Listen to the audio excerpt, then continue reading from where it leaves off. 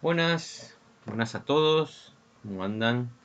Buenas tardes en este hermoso miércoles que nos ha tocado, ha vuelto el sol, se han ido las nubes momentáneamente, pero posiblemente mañana está anunciado lluvia, así que a cuidarse, a protegerse en nuestros días laborales.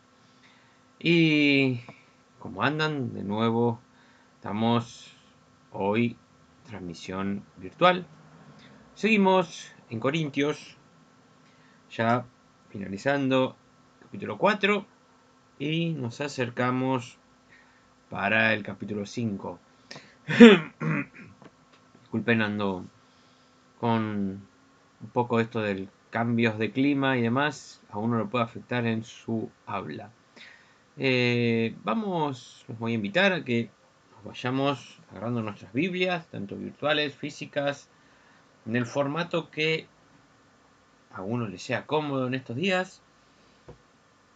Tomémosla, vayamos a 1 Corintios, el capítulo 4, y vamos a retomar el versículo 13, como me está gustando, y vamos a ir hasta el versículo 21. Pero antes de dar inicio a que leamos todos juntos y estudiemos la palabra del Señor, hagamos una oración para darles gracias por las bendiciones que nos traen estos tiempos. Oremos, queridos hermanos. Amado Dios, Señor nuestro, te damos gracias, Señor, por este día, Señor, porque pudimos llegar a nuestras casas sanos y salvos. Te pedimos, Señor, que nos bendigas en este culto, Señor, bendice la sabiduría que estamos alcanzando, Señor, a través del estudio de tu palabra, Señor. Pedimos que nos bendigas a todos, Señor, como una iglesia, y que nos prepares para las actividades del fin de semana. En nombre de Cristo Jesús, bendice este culto. Amén. Y vamos a dar inicio a la lectura que dice 1 Corintios, capítulo 4, versículos 13 al 21. Dice: nos difaman y no nos ofendemos. Hemos llegado a ser como la escoria del mundo, como el desecho de todos. No escribo esto para avergonzarlos, sino para amonestarlos como a mis hijos amados, porque aunque ustedes tengan 10.000 instructores en Cristo, no tienen muchos padres, pues en Cristo yo los engendré por medio del Evangelio. Por tanto, les ruego que me imiten. Por eso les he enviado a Timoteo, que es mi hijo amado y fiel en el Señor, el cual le responderá mi modo de ser en Cristo, tal y como enseñó en todas partes y en todas las iglesias. Pero algunos se creen muy importantes y creen que yo nunca iré a visitarlos. Pero si el Señor así lo quiere, pronto irá a verlos, y entonces sabrá cuánto puede hacer esos engreídos y no cuánto pueden hablar. Porque el reino de Dios no es cuestión de palabras, sino de poder. ¿Qué prefieren ustedes? ¿Que los visite con una vara o con amor y con espíritu apacible? Y hasta aquí la palabra del Señor. Y como recordarán, nos quedamos la semana pasada, tuvimos de manera presencial, los invitamos a los hermanos que busquen de alguna manera, modifiquen horarios laborales y demás, para poder llegar a los cultos presenciales. Estamos teniendo una hermosa asistencia y queremos que sigan creciendo. Que no solo sea el culto del domingo, sabemos que hay muchos hermanos que trabajan y demás, yo también trabajo, intento llegar lo más temprano posible, irme lo más temprano posible, para poder, entre todo, acomodar las maneras de poder llegar los miércoles. Los invito, a que busquen la manera, hablen con sus empleadores, manera de fe, pongan su corazón abierto, vayan con sinceridad para poder modificar, si pueden en lo posible y demás, modificar sus horarios para poder acercarse, compartir con los hermanos el estudio bíblico, la buena ambiente que se vive en comunión, disfrutando, todos juntos los miércoles. Y bueno, esa era una salvedad que quería hacerles para que, bueno, invitarlos y volverlos a invitar a que se acerquen los miércoles a que trabajemos en comunidad, en hermandad, en los estudios de los miércoles. Y como finalizamos el miércoles pasado de manera presencial, Pablo venía, digamos, bajando un reto, digamos, retándolo a los hermanos de Corintios por cómo eran sus actitudes en la iglesia, ¿no? De pronto se habían construido dentro de la iglesia algunos grupos de hermanos en donde creaban divisiones y se creían saber más de la palabra y de llevarla de una manera totalmente diferente a lo que Cristo y Pablo estaban predicando. ¿Por qué? Ponía en primer lugar el labor que habían y que atravesaban los diferentes apóstoles. Dice, nos difaman y no nos ofendemos, hemos llegado a ser como la escoria del mundo, como el desecho de todo. Está marcando que, bueno, por su profesión y demás, el mundo los ha apartado por ser algo nuevo. Y muchas veces pasa eso, en donde lo nuevo, lo que viene de Cristo y demás, muchas veces lo vemos como algo de recelo, algo de distancia. El hombre es un ser de costumbres, y eso muchas veces, las modificaciones y demás, traen conflictividad. Y dice, no escribo esto para avergonzarlos, sino para amonestarlos como mis hijos amados. Como vimos anteriormente, Pablo a través de un sarcasmo literario escrito, los reta a los hermanos de Corintio, pero no los reta para que se sientan, digamos, sí, se van a sentir mal por el reto, sino para que tomen conciencia de que están errando su camino, están yéndose por la senda equivocada, pero los reta como si uno retara a su hijo, ¿no? Nadie quiere que un hijo sufra, que se equivoque y demás. Por eso muchas veces el reto de un padre hacia un hijo, muy pocas veces lo comprendemos. Muy pocas veces comprendemos las pruebas que nos pone Dios, como nuestro Padre. ¿Entienden? Nos disgustamos, decimos por qué. Y bueno, Dios sabrá en su plan cuál es el camino a seguir, dice.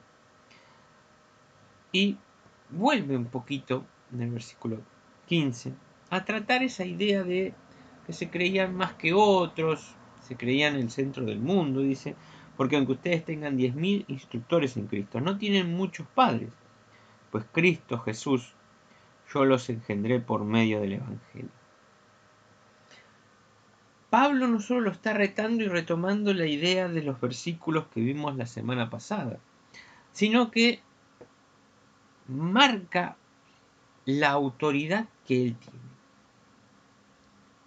por el trabajo en el Evangelio, por ser apóstol de Cristo Jesús. Y retoma la idea principal de los primeros versículos que trabajamos, del versículo 1 al 6, que es el tema del ejemplo, de imitación. Dice, por lo tanto les ruego que me imiten. Imiten cómo fue el trabajo de los apóstoles, de su labor, no solo trabajar el Evangelio, dar el ejemplo, ser un buen cristiano. Va a volver a esa idea principal después de todo el reto y dice, bueno, seguimos equivocándonos. Él se pone en primera persona, yo tengo toda la autoridad por mi trayectoria, nadie se lo iba a cuestionar. Dice, imítenme. Y va a enviar a Timoteo a quien no solo era su, podríamos decir, su mano derecha, sino que era alguien formado, educado y había mostrado las aptitudes que se tenían que tener para, digamos, llevar a cabo y corregir lo que estaba pasando en Corintio. Dice, por eso les he enviado a Timoteo, que es mi hijo amado y fiel en el Señor, el cual les recordará mi modo de ser en Cristo, tal y como enseño en todas partes y en todas las iglesias. Pablo sabemos que estaba encarcelado en Roma, pero no por eso se había desviado de su camino. Tenía la autoridad, la trayectoria, como para marcarle a los hermanos de Corintio que se estaban equivocando, que necesitaban una nueva guía y que necesitaban corregir muchas cuestiones que por las diferentes pasos históricos, conflictividades de la sociedad, de la vida, los hermanos habían traído a la iglesia y la habían puesto en una situación muy trágica. Y va a retomar el reto de los anteriores versículos, pero de una manera más, bueno, más como quien habla a un hijo con amor para mostrarle, bueno, hay dos monedas en la cara. Esta es la correcta, esta es la incorrecta.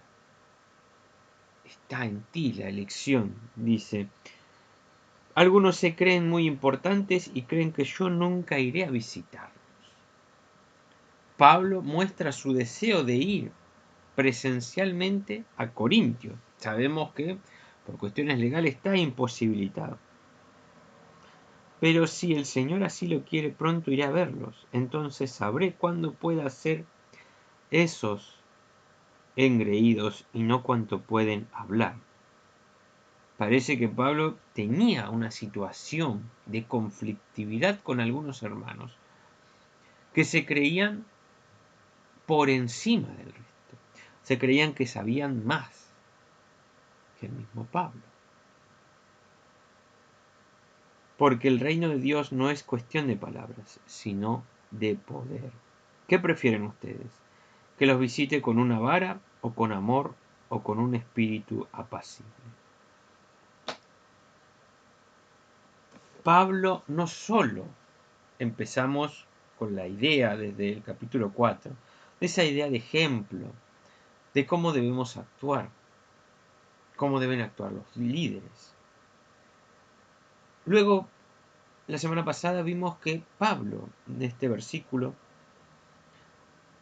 los retaba a algunos hermanos de Corintios por cómo estaban actuando, que se creían más que otros, que tenían posiblemente alguna cuestión de sabiduría, estudios, otros estudios, cuestiones económicas, y que se habían, digamos, habían transgiversado los principios primarios de que Pablo enseñó. Habían puesto a la iglesia en un choque interno, en una fragmentación. Y Pablo acá no solo intenta ponerse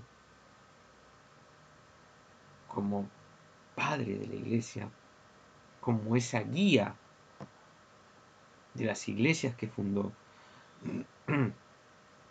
con su trayectoria, con su palabra. Como vimos en Hechos el año pasado, predicando horas y horas en las iglesias, enseñando la palabra del Señor. Y que un grupo de hermanos, digamos, intente poner en conflictividad la iglesia del Señor Jesucristo, no solo lo hacía ponerse en una actitud como padre hacia hijos que tiene que enseñarles, darles de mamar leche, como vimos anteriormente, sino que también tiene que ponerse un poco firme y marcarles el límite.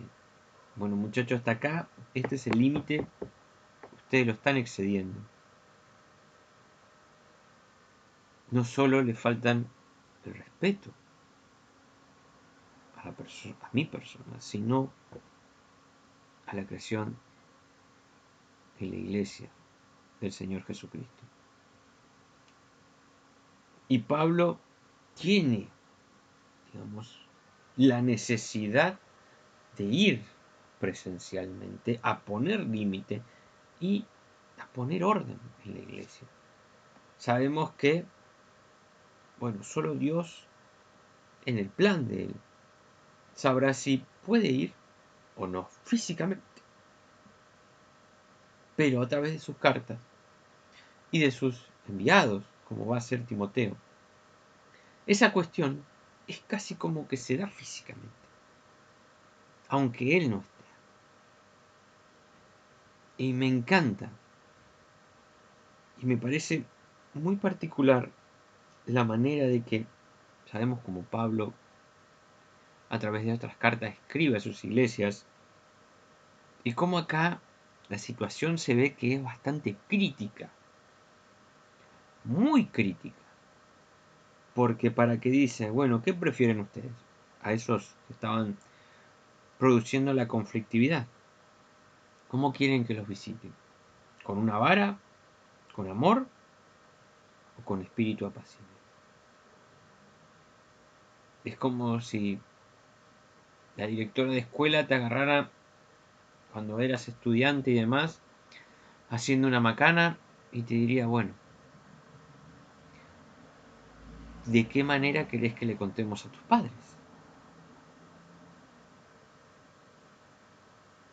¿De qué manera se corrige esa acción para que cuando sean comunicadas las noticias, cómo se atraviesa? Pablo, ¿cómo los iba a visitar? ¿Con una vara, bajando y castigando a todo aquel que se había equivocado y seguía equivocándose y seguía en su actitud rebelde? No nos olvidemos de que, ante todo, la iglesia es lo primordial. Podemos tener, digamos, e intentar meter todas las ideas que querramos, todas las cuestiones modernas, pero la iglesia es la que determina hacia qué camino va. La iglesia del Señor Jesucristo, por su estructura, por su propia trayectoria interna, es la que va atravesando las diferentes épocas y se adapta, sí, pero hay cosas que se mantienen en su esencia. ¿Y para qué se deben mantener? Bueno, para que no pasen estas cuestiones. Mantener los principios, mantener la piedra fundacional, la piedra principal que es el Señor Jesucristo, para que esto no suceda. Sabemos que vienen tiempos difíciles. Sabemos que hay muchas ideas dando vueltas en la sociedad. Sabemos que ante todo lo primordial es mantener viva la iglesia del Señor Jesucristo. Como Pablo se estaba esforzando para que estos hermanos que se creían que tenían la palabra, el poder, la autoridad, estaban llevando a la iglesia por un camino equivocado.